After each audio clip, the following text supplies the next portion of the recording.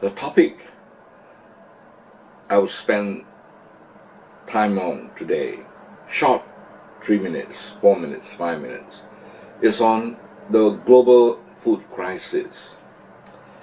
And I just want to say that the reason why that is happening is a deeper one.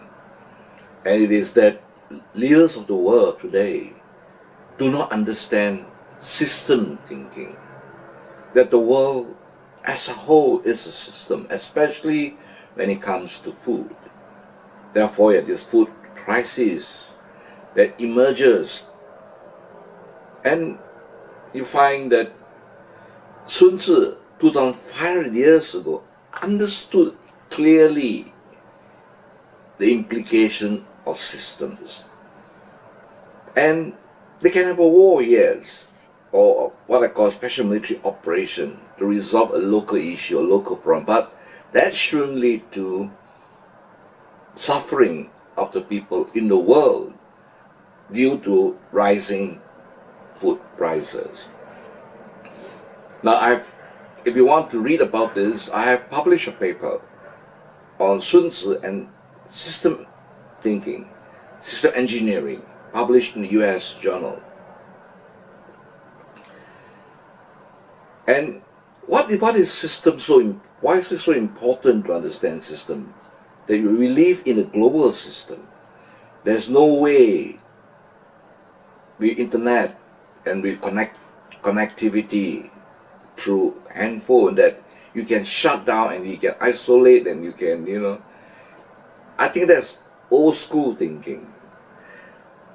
Now, you look at the chart that I put up, all right, and it is on food prices that have went upwards.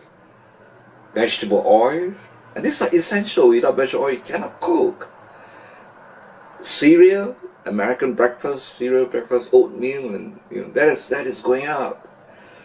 And then you have dairy products. Then you have meat, and so on and so forth. That will be emerging if we do not understand that, right? Things are interconnected. And I think the worst is that people suffer.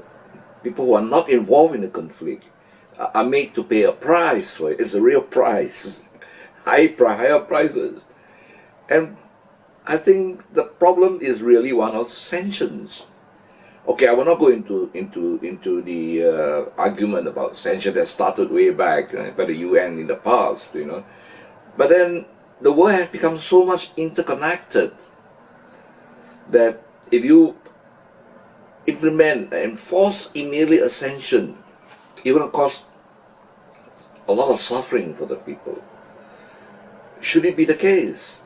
Should we have that sort of suffering when I think it is clearly stated right from the start in the Ukraine crisis that it's meant to be a special military operation. And yet, even now, they couldn't come to peace terms to resolve the issues. And the ports are being taken up. And once you have the ports, you need the ports to export the grains. And then, Anyway, I just wanted to have this clip in order to emphasize to the leaders of the world, that people of the world, that when you vote leaders, you should now look at their orientation. Are they the warmongering type? Or do they look to real fundamental solution, deep solution to real problems? And I believe that we should all read Sun Tzu. Sun Tzu, 2,500 years ago, you read his Art of War, you find that he doesn't care much about the king. He cared very much for the people and humanity, as the key point. And therefore, the notion that all of us must have is that politicians must serve the people. If politicians don't serve the people should vote them out. You got no choice. And therefore, you find that if the leaders of the world have a very narrow, parochial view. I've lived in London, I've lived in Tokyo, I live in New York, and I see basically human beings are essentially have certain basic needs. And I think war is not one of them. I'm certain everybody in the world want peace. And I live in Singapore, in Asia, especially in Asia, everybody want peace.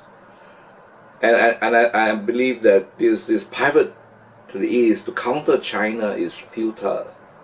It is another silly move.